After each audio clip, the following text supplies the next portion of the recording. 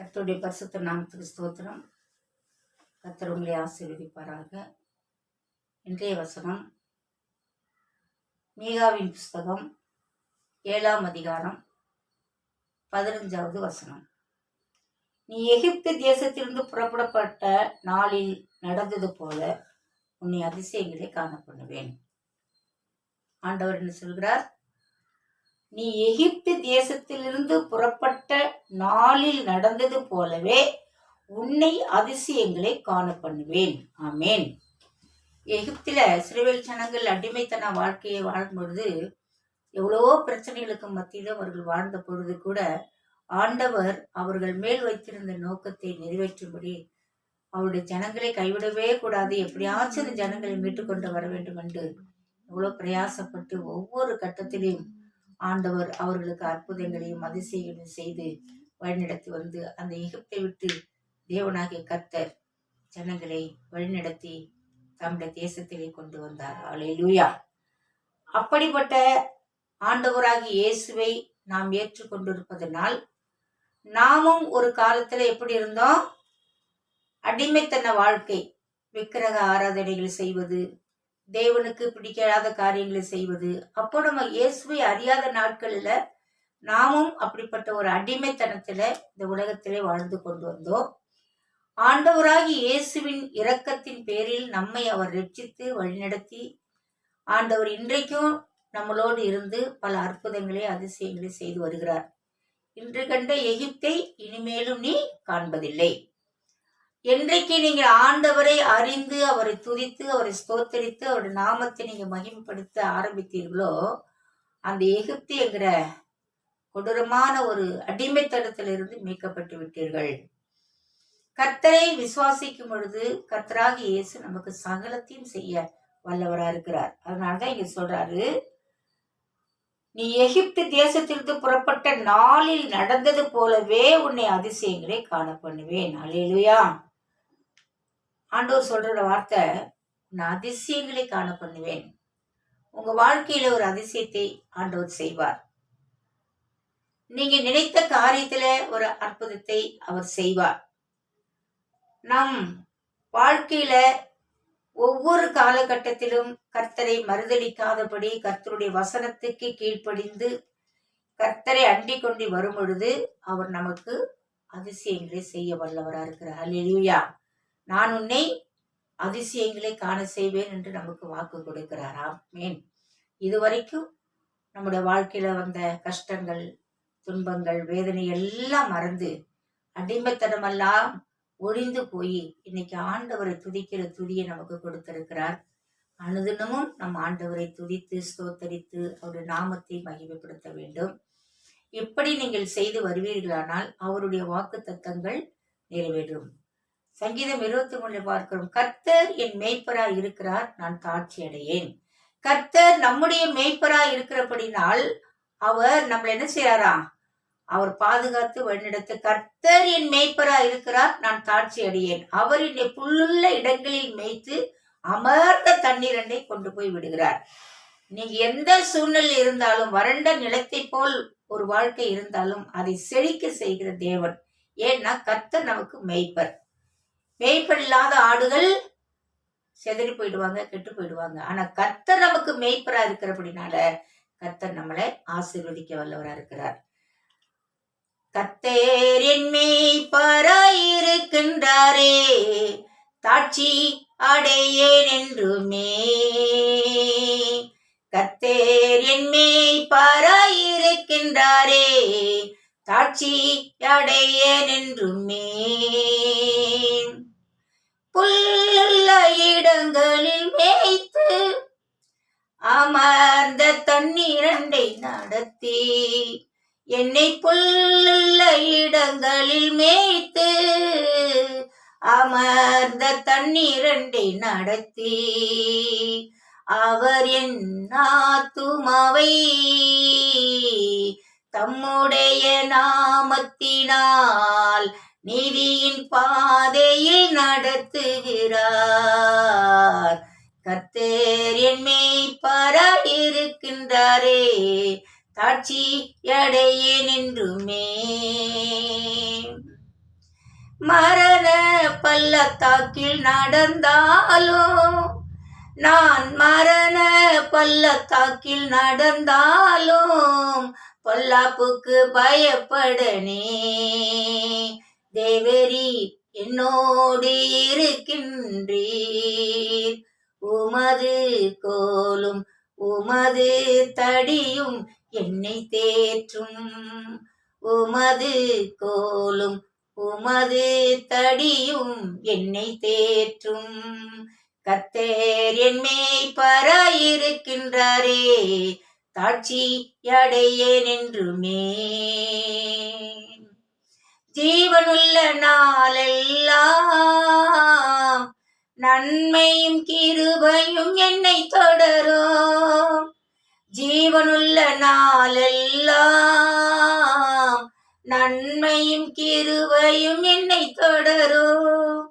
நான் கர்த்தரின் வீட்டினிலே நீடித்த நாட்களாய் நிலைத்திருப்பேன்.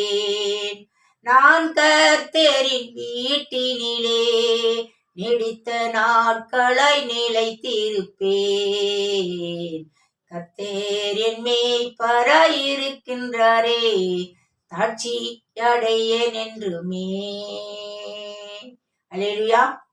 கர்த்தர் நம் மேய்ப்பராய் இருக்கும் பொழுது நாம் தாட்சி அடைவதே இல்லை. அல்லேலூயா. உங்கள் மத்தியிலே இந்த கர்த்தருடைய வார்த்தையை கொடுத்து அவர் செய்த நன்மைகளை சாட்சி சொல்லும்படி ஆண்டவராய் இயேசு எனக்கு செய்த அற்புதங்கள் ஏராளம். அல்லேலூயா. ஒரு நாள் பாருங்கள் என் அன்பான சகோதரி சகோதரனே, நான் ஆண்டவரை ஏற்றுக்கொண்ட ஆரம்ப கட்டத்துல பயங்கரமான போராட்டங்கள், பிரச்சனைகள், வேதனைகள், கொடூரமான வியாதிகள் தாக்கப்பட்டது. எல்லாரும் சொன்னாங்க, அவ இந்துவா இருக்கும் பொழுது நல்லா தானே இருந்தா, இவ இயேசுவை ஏத்துக்கிட்ட பிறகு இவளுக்கு ஏன் வியாதி வந்துச்சு, ஏன் இவளுக்கு பிரச்சனை வந்தது, ஏன் இப்படி கஷ்டப்படுறாங்கன்னு பலரும் பலவிதமான கேள்விகளை கேட்டார்கள். எனக்கு அன்பான பிள்ளைகளே, இதை பார்த்து கொண்டிருக்கிற உங்களுக்கும் அப்படிப்பட்ட உபத்திரங்கள், கஷ்டங்கள், நீங்கள் ஆண்டவரை ஏற்றுக்கொண்டு ஊழியத்தின் பாதையா இருந்தாலும் சரி, குடும்ப காரியமா இருந்தாலும் சரி, எந்த காரியத்துல நீங்க கடந்து போய் கொண்டிருந்தாலும் அந்த இடத்துல துக்கப்படுத்தும்படி, வேதனைப்படுத்தும்படி, சஞ்சலப்படுத்தும்படி யாராவது உங்களை துக்கப்படுத்துவார்களானால் பயப்படாதீர்கள். நீதி நிமித்தமாய் துன்பப்படுகிறவர்கள் பாக்கியவான்கள். இங்கே சொல்லப்பட்டது போல ஒரு அடிமைத்தனத்தில் இருந்த நம்மை ஆண்டவராய் இயேசு விடுவித்து தம்முடைய ரத்தத்தால் மீட்டு நமக்கு இன்னைக்கு அபிஷேகத்தை கொடுத்து அப்படி வல்லமையை விளங்க பண்ணும்படி ஆண்டவர் நமக்கு அனுகிரகம் செய்திருக்கிறார். அல்லேலூயா. ஏன் பயப்பட வேண்டும்? என்னோட வாழ்க்கையில் அப்படிப்பட்ட சூழ்நிலைகள்லாம் வந்தது. நான் சோர்ந்து போகும் நேரமெல்லாம் எனக்கு ஆண்டவர் கர்த்தருடைய வார்த்தையை கொடுத்து தேற்றுவார், பாடலை கொடுத்து தேற்றுவார். என்னை ஆசீர்வதிக்கும்படி ஆண்டவர் அந்த நெருக்கமான பாதையில கடந்து போய் வச்சிருக்கிறது இப்பதான் நான் புரிந்து கொண்டேன். ஆரம்பத்தில் அது புரியாது. போக போக நாட்கள் ஆக ஆக இந்த நெருக்கம் எதுக்கு, இந்த கஷ்டம் எதுக்குன்னு சொன்னா, நம்மளை சீர்படுத்தி, சிறப்படுத்தி, பலப்படுத்தி, நிலைநிறுத்தி அவருடைய ஊழியத்தை உண்மையும் உத்தமமா செய்து தேவராஜ்யத்தை கட்டும்படி கர்த்தர் அந்த நாள்ல நம்மளை சுத்திகரித்து பரிசுத்தப்படுத்துகிறார். அல்லேலூயா. இன்றைக்கு நீங்கள் இயேசுவை ஏற்றுக்கொண்டவர்களா இருக்கலாம். உங்கள் குடும்பத்திலே அதுக்கு அனுமதி இல்லாம இருந்திருக்கலாம். உங்களுக்கு கொடூரமான சண்டைக்காரி, வம்புக்காரி என்று சொல்லி வாக்குவாதம் பண்ணிருக்கலாம். எதை குறித்தும் பயப்படாதீங்க. ஒரு காலகட்டத்துல என்னையும் அப்படித்தான் சொன்னாங்க. ஆனா இன்றைக்கு ஆண்டவருடைய நாமத்தை மகிமைப்படுத்தும்படி, அநேக ஜனங்களுக்கு சத்தியத்தை சொல்லும்படி என்னை சாட்சியா நிறுத்திருக்கிறேன். அன்பான தேவ பிள்ளைகளே, உங்களை எகிப்து தேசத்தை போல இருக்கிற உங்க வாழ்க்கை, எகிப்தை போல இருக்கிற உங்க பிரச்சனை, இன்றைக்கு அது மாற்றப்படும். அவர் உங்களை ஆசீர்வதிப்பார். எந்த ஸ்தானத்துல இருந்தாலும் அந்த ஸ்தானத்துல அவர் என்ன செய்வார்? உங்களை ஆசீர்வதிப்பார். ஆண்டவர் கொடுத்த வாக்கு தத்துவம் உங்களுக்கு அதை நிறைவேற்றவும் ஆண்டவர் சித்தம் கொண்டு இருக்கிறபடினா இந்த சாட்சியை உங்கள் மத்தியில சொல்லுகிறேன். ஒரு நாள் பார்த்தீங்கன்னு சொன்னால், இந்த ஒரு நெருக்கமான ஒரு நேரத்துல எனக்கு சாப்பாடு இல்லை, பசி கொடுமை தாங்க முடியாம நான் பச்சை தண்ணியை மொண்டு குடிச்சிட்டு ஆண்டவர் சமூகத்தில் விழுந்து கிடப்பது உண்டு. அல்லேலூயா. ஒரு நாள் பார்த்தீங்கன்னா, நான் ஆண்டவர் சமூகத்தில் ஜெபித்து கொண்டு இருக்கும் பொழுது ஆண்டவர் எனக்கு இந்த பாடலை கொடுத்தார். அந்த பாடல் மூலமா ஆண்டவர் எனக்கு ஆசீர்வாதங்களை கொடுத்தார். இந்த ஒவ்வொரு வரியும் பார்த்தீங்கன்னா, எனக்கு பிற்காலத்தில் என்ன நடக்க போகுது என்பதை அவர் தெளிவா என்னோடு பேசினார். அப்போ அன்னைக்கு அது புரியல. இன்னைக்கு என்னோட வாழ்க்கையில இது நடைமுறையில் நடந்து கொண்டு வரும்பொழுது, அப்போ ஆண்டவர் அன்னைக்கு நம்மளை சிறுமைப்படுத்தின காரணம் நம்மளை சீர்படுத்துவதற்காக, அவருக்காக நிலைநிற்பதற்கு என்று சொல்லி நான் புரிந்து கொண்டேன். ஒரு நாள் என்னுடைய கணவர் வீட்டில் சாப்பிடக்கூடாதுன்னு சொல்லி சண்டை போட்டாரு. சரி, என் வீட்டில் சமைக்கக்கூடாது, சாப்பிடக்கூடாதுன்னு சொல்லிட்டாரு. அதனால ஒரு நாள் என்ன செஞ்சேன்னு கேட்டீங்கன்னா, வெளியில போயிட்டு நம்ம சமைச்சு சாப்பிடலான்ட்டு என் வீட்டுக்கு பின்புற கொல்லைப்புறத்தில் நான் வெளியில போயிட்டு கடையில் அரிசி வாங்கிட்டு சரி வீட்டுக்குள்ளே சமைக்கக்கூடாது, வெளியே வச்சு சமைக்கலான்னு சொல்லி உலையை பற்ற வச்சு அரிசி போட்டு, அப்போ சும்மா லைட்டாக கொதி தான் வந்துச்சு. அதுக்குள்ளே என்ன ஆயிடுச்சுங்க, திடீரென்று சொல்லி மேகம் இருட்டி மழை பொழிய ஆரம்பிச்சிருச்சு. மழை அடின்னு மழை அடிக்குது. உடனே ஐயோ நம்ம சாப்பிட்றதுக்கு சாப்பாடு செய்ய போனோம், இந்த நேரம் பார்த்து மழை பெஞ்சிச்சு, அடுப்பு நினைஞ்சிருமே சொல்லி ஓடி போய் கொடையை எடுத்துட்டு வந்தேன். கொடையை எடுத்துட்டு கொடையை விரிக்க போனேன். அப்போ எனக்குள்ள ஆண்டவர் பேசுறாரு, ஏன் பயப்படுற, நான் உன்னோடு இருக்கிறேன். அப்போ எனக்கு தைரியம். எலியா கருத்தாய் ஜெபித்த பொழுது அவன் ஜெபத்தை கேட்டு பெய்து கொண்டிருந்த மழையை நிறுத்து என்று சொல்லும் பொழுது கர்த்தரை நோக்கி அவன் சொன்னான். இந்த மழை போதுன்னு சொன்னா மழையை நிறுத்தினார் இல்லையா? அந்த மாதிரி நமக்கும் ஆண்டவர் அற்புதம் செய்வாருங்கிற ஒரு விசுவாசத்துக்குள்ள என் அன்பான தேவ பிள்ளைகள் அந்த நேரத்தில் நான் உணர்த்தப்பட்டு அந்த அடுப்புக்கு நேரம் அந்த கொடையை விரிச்சு பிடிக்கலான்னு கொடையை எடுத்துட்டு போனவன் டக்குனா கொடையை மடக்கிட்டேன். உண்மை சாட்சி. அது கொடையை மடக்கிட்டு 2 கையை தூக்கி ஆண்டவர்கிட்ட ஜெபம் பண்ண, ஆண்டவரே எலியா கூப்பிட்ட பொழுது இறங்கி அந்த மழையை நீங்க நிறுத்தி போட்டீங்களே, மழை இல்லாதபடி செஞ்சீங்களா, அந்த மாதிரி இப்போ இந்த நாட்டுக்கு மழை தேவைதான். ஆனா எனக்கோ வயிற்றுல பசிக்காக அதை சமைக்கிறத வெளியே வச்சு இப்போ மழை பெஞ்சா அடுப்பு நினைஞ்சிருச்சுன்னா நான் எப்படி சோறாக்க முடியும், நான் எப்படி சாப்பிட முடியும்? ஆனா நான் விசுவாசத்தோட இந்த கொடையை பிடிக்காம ஜெபிக்கிற ஏசப்பா, நீங்க இவங்கெல்லாம் பாக்குற மாதிரி ஒரு அற்புதம் செய்யுங்கன்னு சொல்லி ஜெபம் பண்ணேன். உண்மையாகவே மழை அடின்னு அடிச்சு கொட்டுது. 4 பக்கமும் தண்ணி, மழை பெய்து தண்ணி ஓடுது. என்னுடைய அடுப்பை சுத்தி ஒரு அரை அடி சுத்தி அரை அடிக்கு தூரமா ஒரு சொட்டு மழை கூட பெய்யவே இல்லை. எங்கள் வீட்டில் வாடகைக்கு இருந்த மகள் சரளா என்ற மகள் அதை பார்த்து கொண்டே இருக்கிறாள். அவங்க வீட்டுக்கு இந்த பக்கம் எங்க வீடு, அந்த பக்கம் அவங்க வீடு, நடுவுல ஒரு வழி இருக்கும். அந்த வழியில தான் நான் சமைச்சிட்டு இருக்கேன். அடுப்பை பற்ற வச்சு சாப்பாடு செஞ்சேன். அப்போ அந்த பொம்மை அவங்களுக்குலாம் ஆச்சரியம், அந்த குடுத்தனக்காரங்களுக்குலாம் ஆச்சரியம். இது என்ன இப்படி மழை பெய்யுது, 4 பக்கமும் தண்ணி வாழ்ந்து ஓடுது, இந்த அடுப்பு கிட்ட தண்ணி வரலேன்னு சொல்லி. அப்பதான் நான் சொன்னேன், இப்ப புரியுதாமா, எங்க ஆண்டவர் எவ்வளவு பெரிய தெய்வம், அவரால் செய்ய முடியாத அதிசயமான காரியம் ஒன்றுமே இல்லை. நானும் உங்களை மாதிரி ஒரு பாடுள்ள ஒரு மனுஷிதான். ஆனா நான் ஆண்டவரை விசுவாசிச்சு அவரை கேட்டுக்கொண்டபடினால ஆண்டவர் எனக்கு இருக்கிற பசி அவர் போக்கணும் இல்லையா? அப்ப மழை பெய்ஞ்சிச்சுன்னா அடுப்பு நினைஞ்சிட்டா எப்படி சோறாக்க முடியும்? நம்ம புள்ள கேட்கிறாளே, கேட்கறத நம்ம கொடுத்துருவோம்னு சொல்லி எனக்கு அன்பான தெய்வ பிள்ளைகளை மழை அடிச்சு நொறுக்குது. இன்றைக்கு அவர்கள் இந்த இடத்துல சாட்சியா நினைத்து கொடுக்குறார்கள். எங்கள் குடும்பத்து வீட்டில் தான் இருந்தாங்க. அவங்க பார்த்தீங்கன்னா அப்படியே பாக்குறாங்க, கண்ணால பாக்குறாங்க எல்லாரும். இது என்ன ஆச்சரியமா இருக்குது, மழை பெய்யுது அடுப்பு நினையலேன்னு சொல்லி.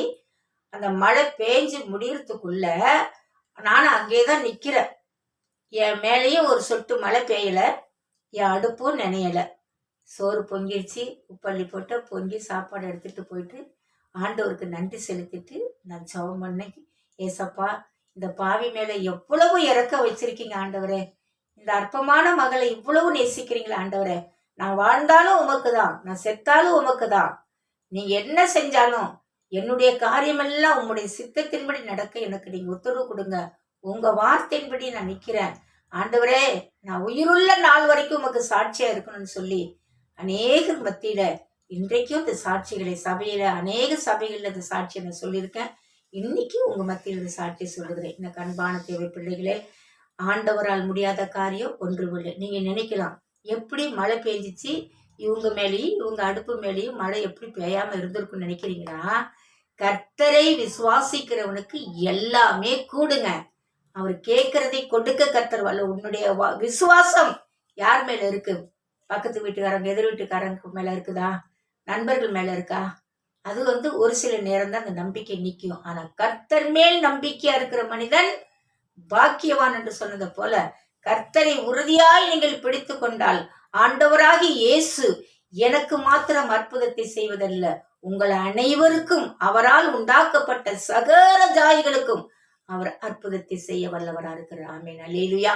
இந்த சாட்சியை உங்கள் மத்தியில் சொல்லும்படி கர்த்தர் செய்த கிருபைக்காக கர்த்தரை ஸ்தோத்தரிக்கிறேன். விசுவாசத்தோடு இருங்கள். இந்த சாட்சியை கேட்டுக்கொண்டு இந்த சாட்சியை அநேகருக்கு நீங்க சொல்லுங்க. இப்படி ஒரு சகோதரி இந்த நிகழ்ச்சி மூலமா நாங்க பார்க்கும்பொழுது சாட்சியை கேட்டோம், அவங்க ஆண்டவருக்குள்ள இவ்வளவு வைராக்கியமா இருக்காங்க, நமக்கும் ஆண்டவர் செய்வாருங்க, உங்க வாழ்க்கையிலும் செய்வாருங்கன்னு சொல்லி நீங்க சாட்சி சொல்லுங்கள். உங்களையும் சாட்சியா நிறுத்துவார். உங்களையும் ஆண்டோடைய நாம மகிமைக்கென்று பயன்படுத்துவார். ஆமேன். கண்களை மூடி செபிக்கலாம். என் அன்பின் ஆண்டவரே, இந்த ஆசீர்வதிக்கப்பட்ட வேலைக்காக ஸ்தோத்திரம் ஐயா. ஆண்டவரே, எகிப்தில இருந்த அடிமைத்தனத்தில் இருந்த ஜனங்களை மீட்டு கொண்டு வந்ததை போல எங்கள் வாழ்க்கையில் இருந்த அடிமைத்தனங்கள் எல்லாம் மாறி உம்முடைய பரிசுத்த இரத்தத்தால் கழுவி எங்களை சுத்திகரித்து இன்றைக்கு உம்முடைய பிள்ளைகளா எங்களை வாழ வைத்து உன் நாமத்தை மகிமைப்படுத்தி கொண்டிருப்பதற்காய் ஸ்தோத்திரம். இந்த நிகழ்ச்சியை பார்த்து கொண்டிருக்கிற அன்பு தேவ பிள்ளைகள், சகோதர சகோதரிகள், இந்த சாட்சிகளையும் கர்த்தருடைய வார்த்தைகளை கேட்டவர்கள் பலப்படட்டும். ஆண்டவரே, இவர்கள் வாழ்க்கையில் நன்மை உண்டாகட்டும், விசுவாசத்தை வர்த்திக்க செய்யட்டும், இவர்களையும் சாட்சியா நிறுத்தும். இயேசுவின் நாமத்தில் ஜெபிக்கிறேன் எங்கள் ஜீவனுள்ள நல்ல பிதாவே. ஆமென்.